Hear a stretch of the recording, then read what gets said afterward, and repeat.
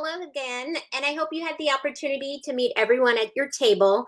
After the discussion with our speakers, you'll be able to reconnect and meet other people at your table, including key members of the Wells Fargo team that will make themselves available at the end of the program to provide valuable information, tips, and strategies on how local governments can build partnerships and relationships with banking industries in their communities. It's super important. I want to take this opportunity to thank our presenting sponsor for this convening, State Farm, and title sponsor, Wells Fargo. Your generous support to help convene Latino policymakers during this critical time is super important and greatly appreciated. So thank you very much. And thank you for the participants for tuning in to this discussion. Your participation is vital as we work together to find solutions to the ongoing challenges during COVID-19 pandemic has had on small businesses and local economies. I know as a former mayor, I felt them day in and day out, and we know that the COVID-19 pandemic has created both a health and economic crisis, which has continued to disproportionately impact our Latino community. Our Latino-owned businesses in particular have experienced more challenges accessing the first round of the economic stimulus funds. As of the March deadline, the second round of the Paycheck Protection Program, known as PPP, draws near. Local governments have an opportunity to help support small businesses and their communities. So again, we'll be joining, hearing from our speakers, and then be able to have some questions.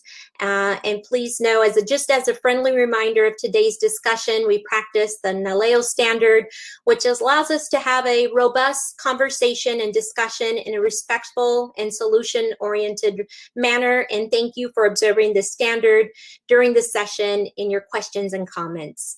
Right now, I want to introduce our amazing speakers. We are joined today by Mr. Leroy Cavazos Reina. He's the Vice President in Government and International Affairs at the United States Hispanic Chamber of Commerce, and Mr. Leroy Rinaldi, Head of Small Business Lending Products, Wells Fargo. Thank you so much for your time with us today. We know you're super busy. And also for our participants on the line, anyone joining us, if you have any questions, please feel free to send them our way in the Q&A section of this chat. So mark down any questions that you have. Right now, I'll start the conversation with Mr. Cavazos Reina. How are you today? Doing well, Commissioner. Thank you. It's an honor and privilege for the United States Hispanic Chamber of Commerce to be here with our great national partners at NALEO. And I would be remiss, Commissioner, if I didn't take the time and this platform to announce the confirmation of Administrator Isabel Guzman to the United States Small Business Administration under the Biden-Harris administration. The Senate just voted about 3 minutes ago, and she has been confirmed. And so what a better way to start this robust conversation as we face a major champion Latina small business advocate on the national stage of this economic recovery and revitalization of the American economy. Mr. Cavazos, thank you for sharing this great information and this confirmation. This is amazing news, because we all know that when there are people that look like our communities, we know that our issues and solutions are definitely at the table, and our voices are being heard. So thank you again for sharing that. Just wondering if you can share a little bit about the U.S. Chamber of Commerce efforts to support Latino-owned small businesses during the pandemic. Sure. So the United States Hispanic Chamber of Commerce represents the interests of nearly 5 million Hispanic-owned businesses across the United States and Puerto Rico. We have a network of over 260 Hispanic chambers across the country. Our community has an economic impact of over $800 billion on the U.S. economy. And so it is the responsibility, both socially, politically, and economically, of the United States Hispanic Chamber of Commerce to advocate for the procurement opportunities of Hispanic business, for a seat for Latinos and Latinas at the decision-making tables of America, and for us to make sure that we are ascending people like us into positions of power, who have the power of the purse, who have the power of the pen, and who have the power of economic transformation for our country as we navigate out of this COVID-19 pandemic. Thank you. Super, super important. Here in Arizona, our Hispanic Chamber of Commerce is definitely an asset to all of our business here, but thank you for the work that you're doing, nationwide as well too. Can you share a little bit about the types of resources, technical assistance that provides to small businesses to help them navigate the PPP program? Yes, absolutely. So we have been working tirelessly for the past year. I can't believe it's already been a year that we've been navigating this pandemic and working with Congress to make sure to get stimulus relief to the American people, working with the Small Business Administration and the U.S. Department of Treasury to make sure that our banking institutions who are lending this money out to the community are there and that they have the resources that they need, and then working on the ground with our local chambers, our PTAC centers, our women business development centers in communities across America to actually get Main Street revitalized, to get money, necessary liquidity in the hands of Latino businesses, to make sure that their employees have a salary to take home to their families, and to make sure that they're able to operate their business in a safe way that will allow them to continue to grow. And if they have been forced for any reason to downsize or to close down for a period of time, that we are there as a resource to them to help them reopen and to help them bring their employees back to work. A lot of that work went into the Paycheck Protection Program. Recently, the Biden administration opened a 20-day window for the smallest of smallest businesses, 10 employees or less, to apply for the Paycheck Protection Program. We still know that there's $100 million left in that program to access, and it is up to us as educators of our Latino community and technical assistance people to make sure that the businesses are not in fear of that liquidity, that they're not in fear of that assistance, because that's what it's there for. It's there to help us continue to grow and continue to revitalize. Last week, we saw the passage of a historic piece of legislation, the American Rescue Plan, that quite frankly, a lot of people have focused on it bringing stimulus checks to the American people, but it also set aside $10 billion for small businesses. It also extended unemployment benefits through September of 2021. And all of that injects back into the American economy. All that allows for the deployment of necessary vaccinations to the American cities that are depending on this pandemic ending and us reaching some sort of American normalcy again. So while we do have that impulse of stimulus checks into the American economy, there's also so much more that the American Rescue Plan and that this White House is trying to do to get America back on its feet, to get Americans vaccinated, and to get us back into the main streets that we so enjoyed to economically thrive. Oh, absolutely. I hear you, and thank you for the information that you're sharing, because that's what's crucial. I know as a mayor, I needed that information, because when I heard that all the small businesses were suffering in my community, I wanted to be part of the solution to bring them some much needed help. And I know you shared a little bit about the Small Business Debt Relief Program that was originally in the CARES Act. Can you provide any other updates on eligibility? You mentioned one right now. There's money on the table.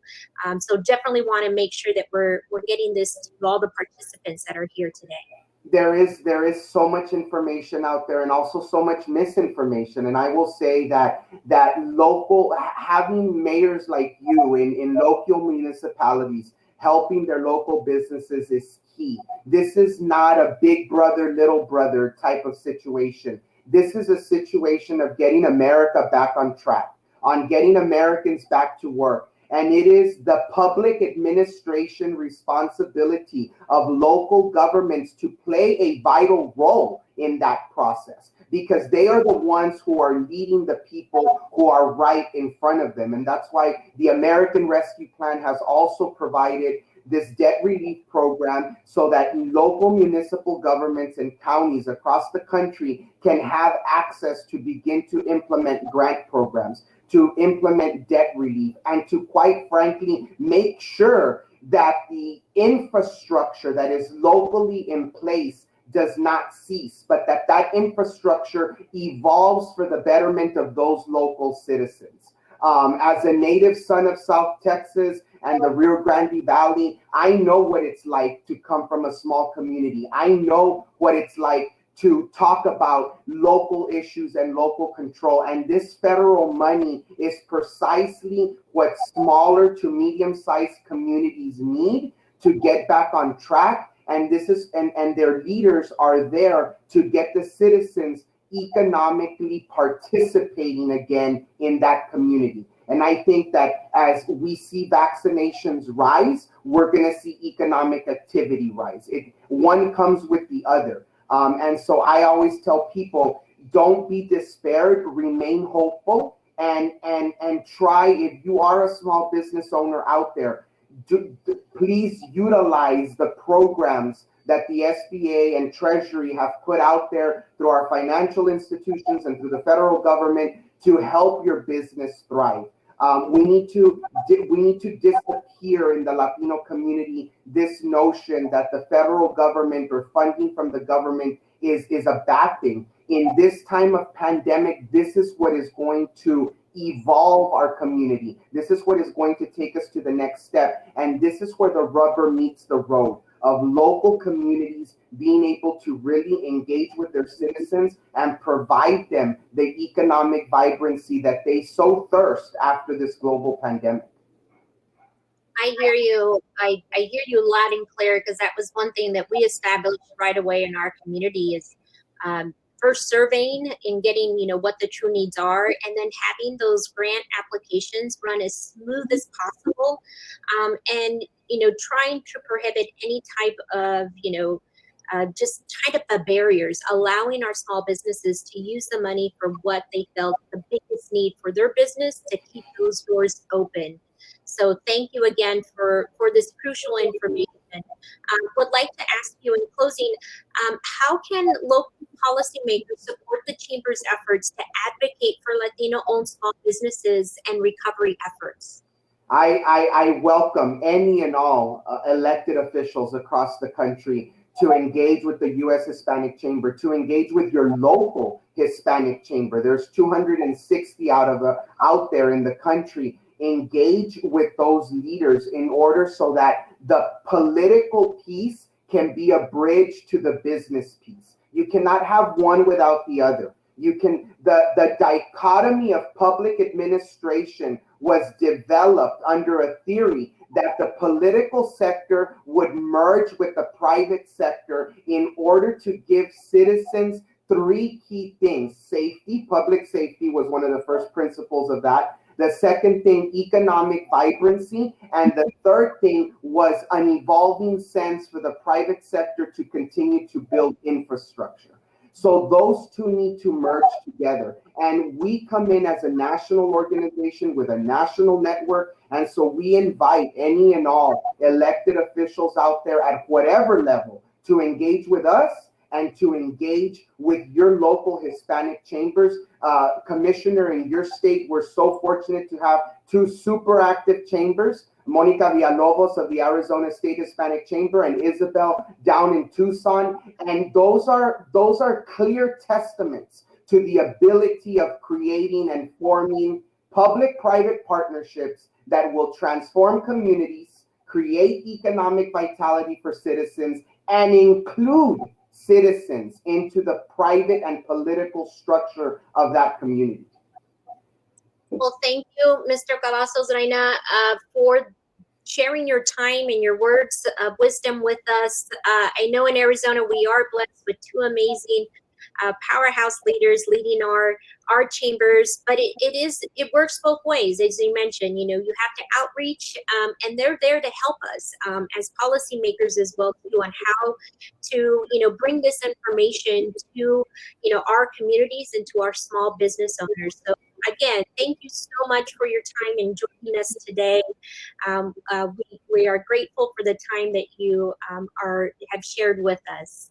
Thank you, Commissioner. It's an honor and a privilege to stand by you and stand in solidarity with the Naleo family to get this critical information out to local communities. Thank you. Thank you again. We're going to move now to Mr. Rinaldi. I know that it's a very busy time for Mr. Rinaldi and his team in the small business branch, and we're very, very thankful that you're here with us. So right now, can you share how your industry is supporting small business owners through the second round of the PPP application, including the new rules and changes to the program and application formula? I know that was a mouthful, but we would like to know all this information so that we can help our small businesses in our communities. Thank you. Well, first of all, it's an honor to be here, speak to Naleo. And one of the things that Wells Fargo is proud of is we have participated in the PPP program aggressively from the very beginning. From the beginning of the program to date, we've given loans to over 250,000 small businesses, totaling over $12.5 billion. And by our count, we have helped preserve over 1.5 million jobs, which would be about the size of Philadelphia. So we're very proud of that. And that also just gives you a sense of the scale of the PPP program overall nationally, since we're just a small fraction of the overall program. We do think that the first round was very successful. And we're even more excited about the second round. One of the reasons is we've all gotten better. And we join industry calls and we all talk about how the program has evolved over time. And this was a completely new program at the beginning, and every bank as well as the SBA had to learn as we went. And with this second round of applications, we feel that our application experience is better because we took some of the learnings from the first round. We feel that our instructions on our online website are even more clear. Just to give one example, there are different types of businesses, whether you're a sole prop or a corporation or a partnership or a nonprofit, and they all have some different documents they need to provide. They all have some different rules, and we've gotten a lot better at tailoring our instructions based on the type of business that you are, and also tailoring our application experience for each of those different types of businesses. Some of the different rules in this round include, first of all, you can still apply for what we call a first draw loan if you never applied before. So that's still open to you, and so your constituents in your local areas.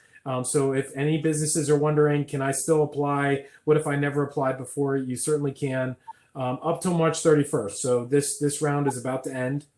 The second thing is there was an allowance for businesses who got their first loan to apply again. And that's very exciting because I think COVID's gone on longer than any of us expected. It's been a real test of endurance for many small businesses out there. And we think it's great relief for those businesses that were still struggling, that had spent their first PPP funds to be allowed to apply for a second round. And some of the rules to apply for a second round included you had to have a 25% revenue loss from the beginning of COVID. And that makes sense. That's really just a test to make sure that your business is really in need. There were some limits to make sure that larger businesses that maybe didn't need the funds couldn't apply. So the loans for the second draw were capped at $2 million loans, and you couldn't have more than 300 employees. So now, by the way, that still encompasses the vast majority of small businesses that were applying for the PPP program. And there were also some additional benefits in forgiveness. So recall that, and sometimes not every small business understands this, and it's important to communicate this to your constituents, that these loans are forgivable if you spend the funds in the right way. So if you're given the loan and you go ahead and you spend those funds in qualified ways, such as keeping people employed, which is the primary purpose of the program, then you can apply for forgiveness. And if you qualify, you'll never have to repay the loan. The SBA will pay that loan back. So that's the process we call forgiveness. And the government in this next round has made it even easier to get forgiveness. So if your loan was for less than $150,000, they made it a very streamlined application, sort of a one-page type of form, and to get that forgiveness. And the second thing is they also added some qualifying expenses beyond payroll. Just as one example, if you spent money on protective equipment, say you're a restaurant and you put some plastic barriers up for PPP, that's just one example of additional qualifying expenses that you could get forgiven so that you do not need to repay the loan. So maybe I'll pause there. I know that was a mouthful, but lots of exciting changes as the program has evolved, and we're very proud to be part of it. No, well, thank you for that insight as well, too. So great words in regards to if you haven't filled out your first round, you still have that opportunity till March 31st. And then definitely the second round seems to be going to be running a lot smoother as well, too. Could you highlight some of the barriers and challenges that what you found throughout this process that small business owners faced during that first application period? More of like learning lessons, and I know you've probably integrated them to run smoother, but just point out some for those that are on the call in case they have business owners that face those, or maybe can provide this information to them. Absolutely. So the first thing is it's a little bit like doing taxes. And there are people out there that are good at their taxes and people out there that really hate doing their taxes. Now I don't want to scare anyone off, but there is some paperwork required. And typically all it requires is a little bit of due diligence, a little bit of homework, and reading ahead of time to research what are the requirements for your specific business. So just as an example, I won't go through all the details, but if you're a sole prop business, you will typically need to include a Schedule C type of tax form to help support your application and prove the type of expenses that you're trying to qualify for. You may need some identification, certification.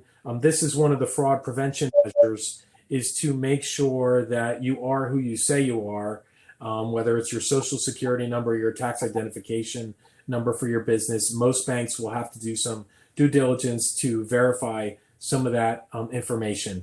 For us at Wells Fargo, as an example, if you are a customer of Wells Fargo, we would want your identification number for your business or your social security to match the number that we have on file that you created when you created a checking account with Wells Fargo. Now, we've also opened up to non-Wells Fargo customers. They can apply for a checking account and immediately apply for PPP thereafter. So we are trying to be as open as possible to all customers. But the bottom line is there's some eligibility requirements, and you have to be very careful about those identification numbers being proper. There's some paperwork requirements that you need to support your application. And then the last thing is you need to make sure that the amount you're asking for is the amount that your paperwork qualifies you for. So a typical basic thing that you would qualify for is 2.5 months worth of payroll. That's a sort of a basic requirement.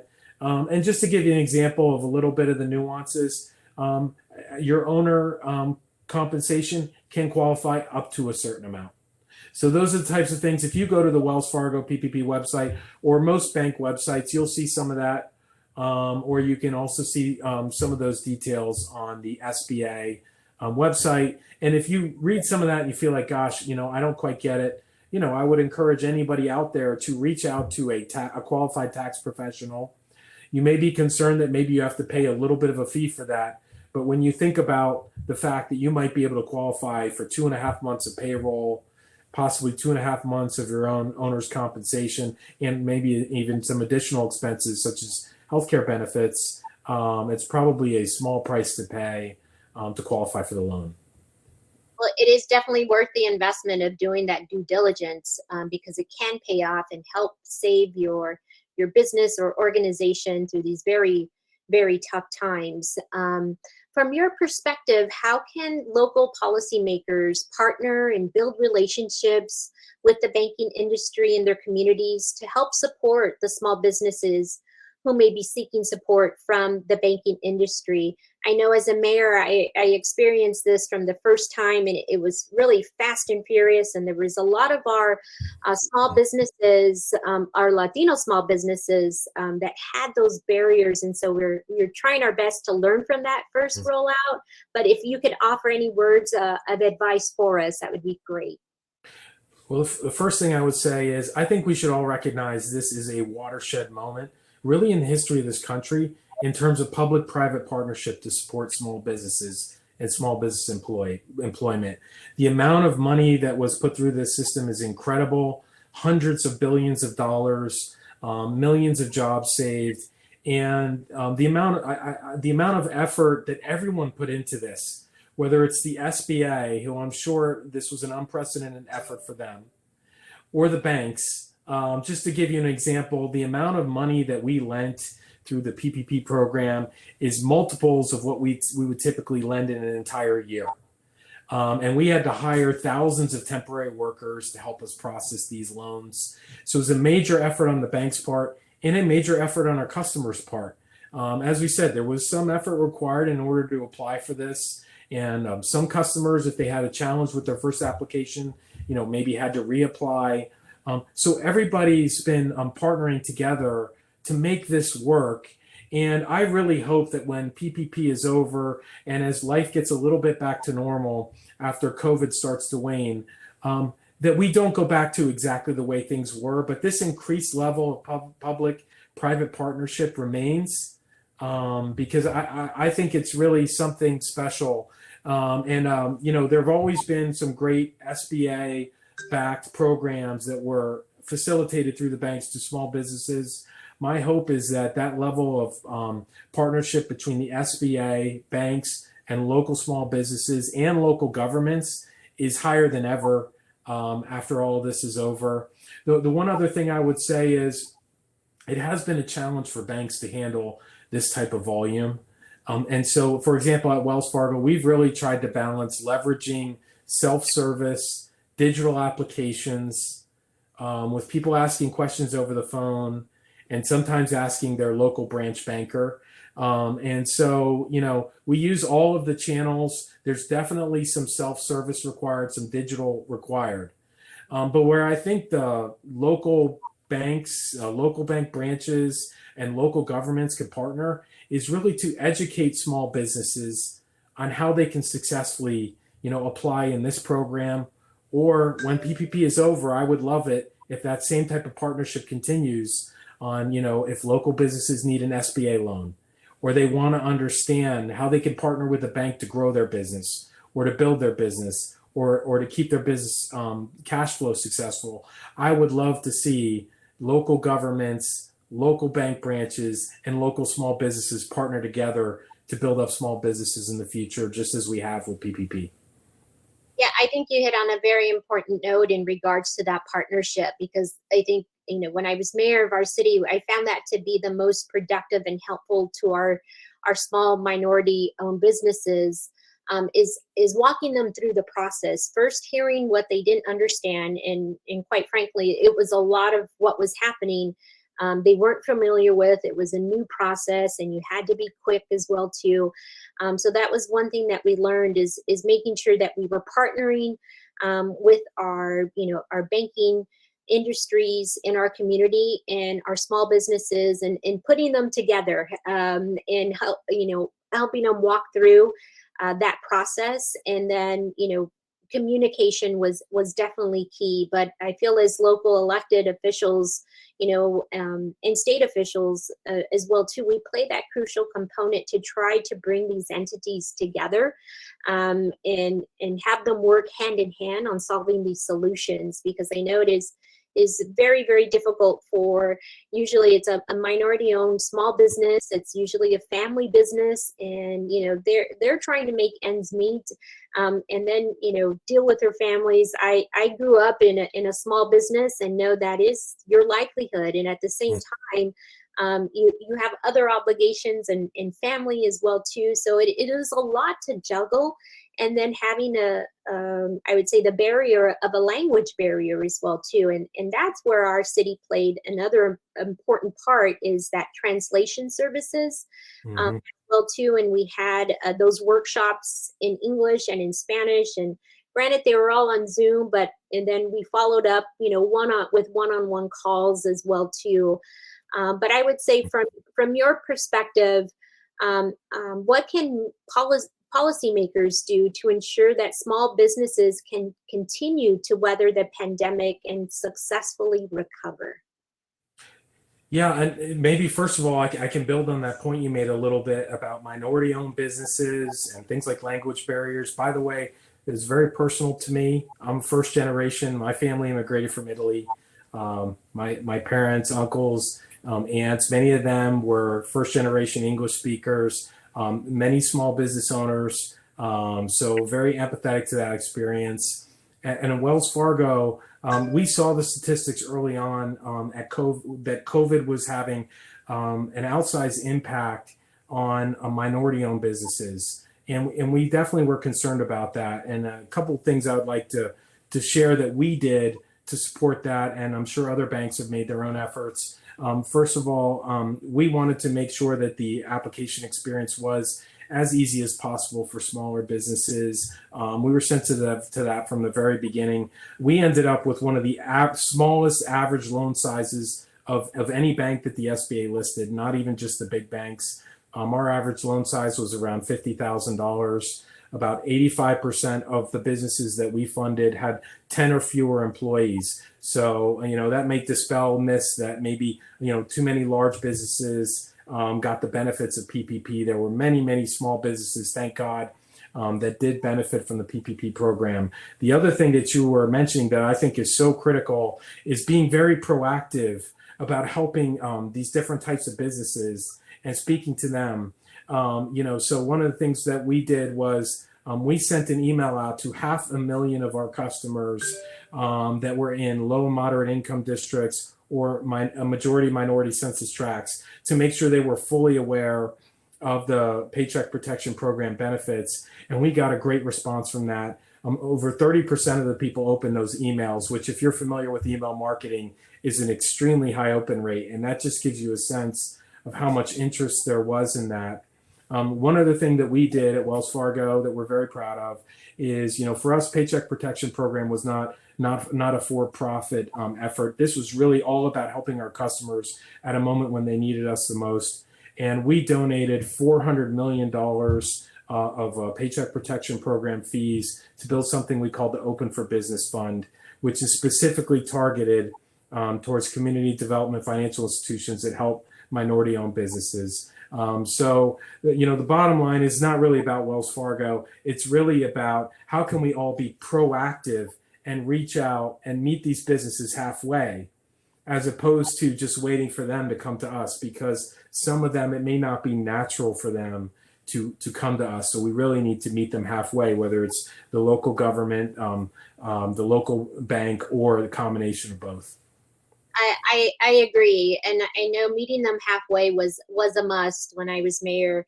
We also got really creative because we did send out an email, and then the participation opening level was low. Then we went to their business, knocked on their doors, and asked, "Hey, how can we help? We want to hear from you." But I would say the creative part is that as a city, we started purchasing gift cards from them. And if they didn't have the resources of a fancy plastic, gift card, we made one up for them. And what we did is I used to do what was called, Coffee with Mayor, Tovar Talks, and had to turn it to a virtual space. But for those that participated, we just started doing raffles and giveaways. And all that was, a $50 gift card at, a restaurant that, number one is helping the restaurant, but number two, helping in our community and helping, feeding a family so that maybe one day they don't, one day out of the week, they don't have to make dinner. So we got really creative with that. We used it during the census. We used it during our coffee talks. And we also did a big push during the the week of celebrating our first responders in our hospitals. And so we contracted with, every day was a different business in our city, where they would then go and feed the local hospital, their nurses, their doctors. So that was, you know, essentially for them, you know, we got feedback on that, and that was, you know, that kept them afloat. But I mean, things like that were creative, but it all came about, you know, us knocking on those doors and just hearing from them of like, hey, how can we help? And so we're continuing that as well too, as you know, continuing to purchase gift cards from them as well too. And we did, you know, the first couple of months of COVID, we were feeding our first responders in our city as well too, so that it could be a little bit easier for our firefighters and our police, so that they were working, you know, overtime, and we would just have a restaurant every day delivered to them and help them out that way. But again, it's amazing. yes. Thank you so much for your time today. And we're now going to be transitioning into our table discussions. And please take this opportunity to discuss strategies or best practices that you've used to help support our small businesses and our communities. At our tables, we'll be joined by key members from Wells Fargo team, and they're going to make themselves available to answer any questions that you have. So please, let's use this time to ask those important questions, share these best practices. This is, I would say, what I love the most about Naleo is that we learn, but then we're able to share. So we're going to transition to our tables, and we'll wrap up shortly. But again, if you are at a table and there's no one there, please click the yellow seat that has a table with a few people on it so that we can be sharing as much as possible. We'll be back soon. Thank you. Thank you.